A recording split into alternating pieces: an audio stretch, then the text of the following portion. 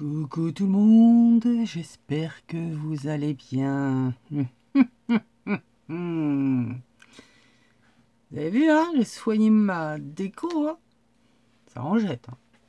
Bon, aujourd'hui, je vais vous montrer dans un premier temps le matériel que j'ai utilisé pour réaliser une PL d'Halloween.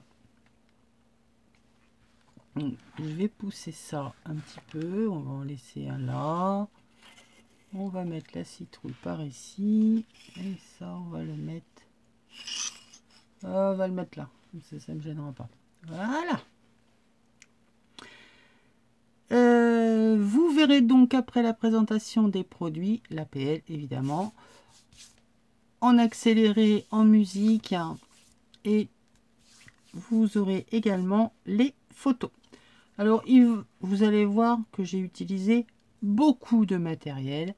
Mais en réalité, vous utilisez ce que vous avez. Vous n'êtes pas sans avoir, je parle pour les anciennes, du matos, tampons, dies d'Halloween, donc vous allez utiliser ce que vous avez. Dans les tampons, j'ai utilisé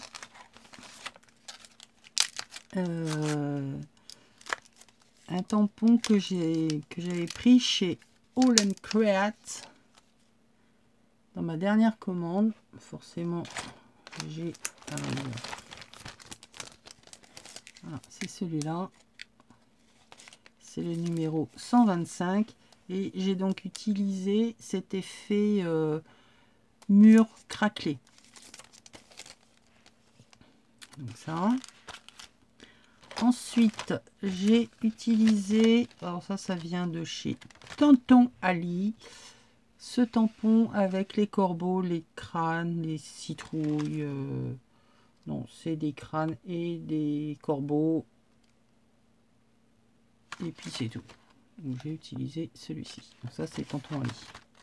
Également, trouvé chez Nose l'année dernière la méga toile d'araignée que ma petite Nat m'avait dégoté chez Nose. C'était de Studio Light. Elle est juste magnifique. Petite astuce, si vous n'avez pas de planche pour repositionner votre tampon, que vous n'avez pas de bloc acrylique suffisamment grand,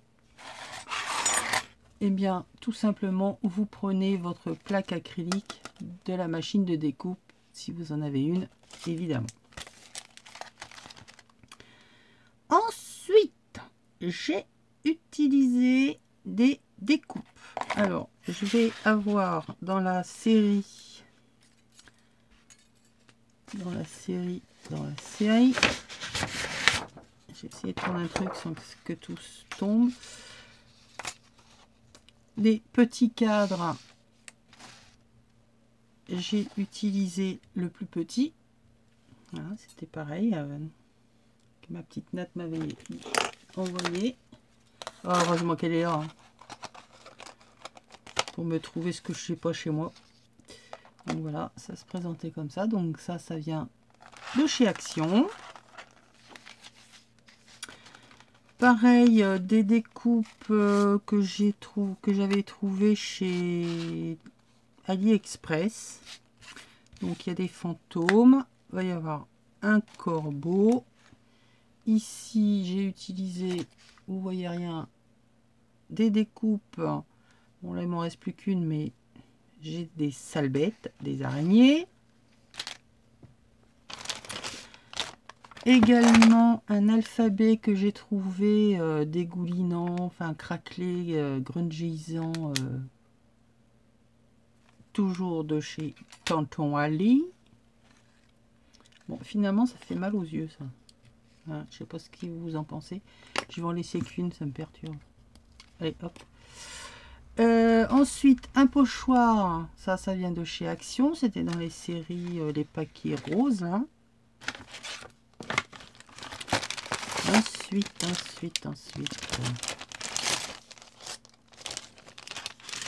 Ça, non.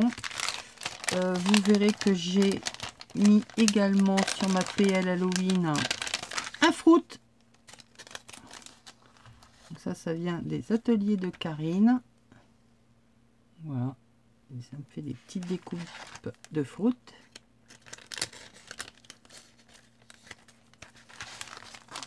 Voilà. Ça, c'est donc pour le matériel. De l'encre, de la Stazone. J'ai fait de l'embossage à chaud, donc la Versamark ou toute autre encre à embosser.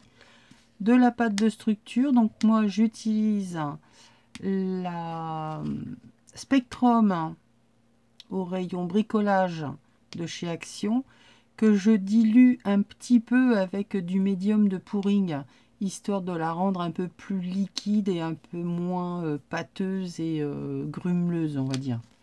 Je m'en prépare toujours un peu. Je mets ça dans un pot tout classique. Hein. Ouais, ça sèche un peu en haut, voire que même pas.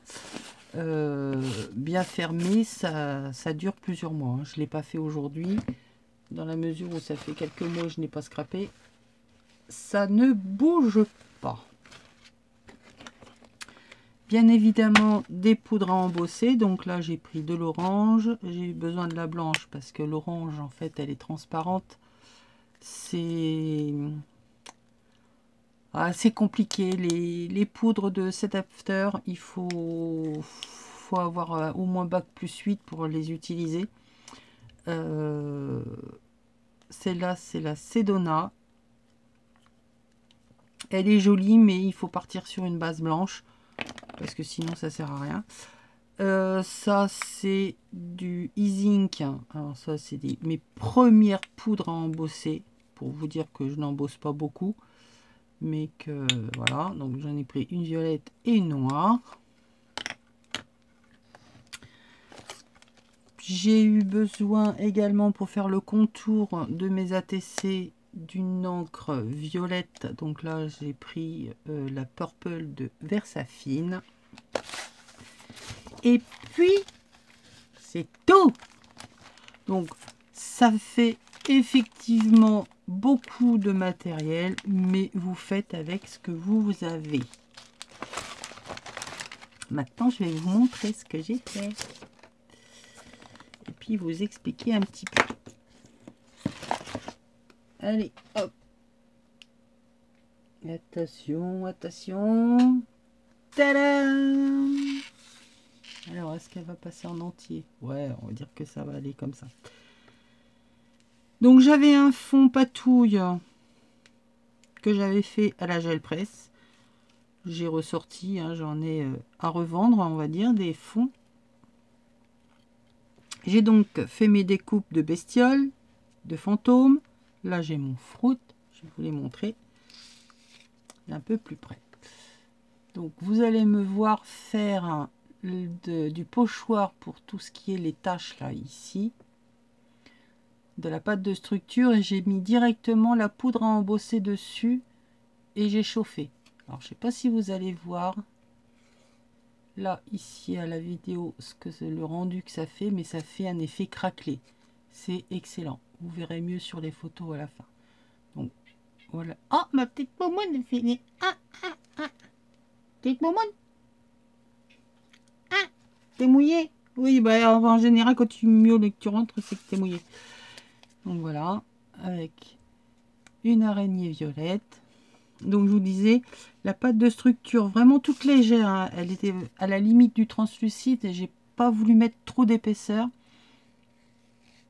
Mais alors, à mettre la poudre à embosser dessus, c'est vraiment génial. Je l'avais encore jamais fait. Je crois que c'est Yann qui faisait ça aussi au début. Ça fait vraiment un effet super sympa. Donc là, c'est mon frotte. Là, celle-ci, j'ai donc, alors c'est à la base du papier noir. Je l'ai déjà embossé avec une poudre blanche. Et ensuite, j'ai utilisé celle-ci pour recolorer le blanc. Pour enfin avoir de l'orange. Parce que sinon, ben, ça fait, voilà. Directement sur le noir. Celle-là, elle est embossée avec la poudre orange. Ça fait rien. Ça fait un reflet quand on a les yeux dessus. Mais sinon, on voit que dalle. Donc voilà ma PL. Donc là, on voit un petit peu partout le tamponnage du mur craquelé, la toile d'araignée. Et puis voilà. Là en bas, vous voyez rien.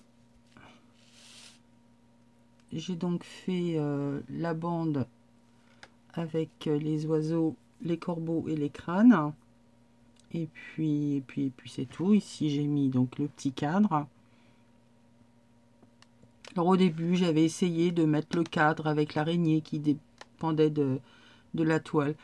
Mais ça voulait dire aussi couper tous les éléments, toutes les araignées. Là, il y aurait eu une patte ici. Alors déjà que c'est assez pénible à coller. Si en plus il faut que je recolle toutes les pattes, on va pas s'en sortir. Voilà. Et je l'ai donc appelé le Fruit Halloween. Dites-moi ce que vous en pensez. Vous allez avoir les photos à la fin. Et puis entre les deux, comment j'ai fait? Alors en accéléré, en musique, vous n'aurez pas forcément toutes les étapes parce que ça prend du temps, hein, me voir sécher, coller, découper. Ça n'a rien d'intéressant. J'ai essayé de vous montrer le début des étapes. Voilà, c'est pas non plus ce qu'il y a de plus excitant à regarder. Je vous fais des bisous et on se revoit une prochaine fois. Bye!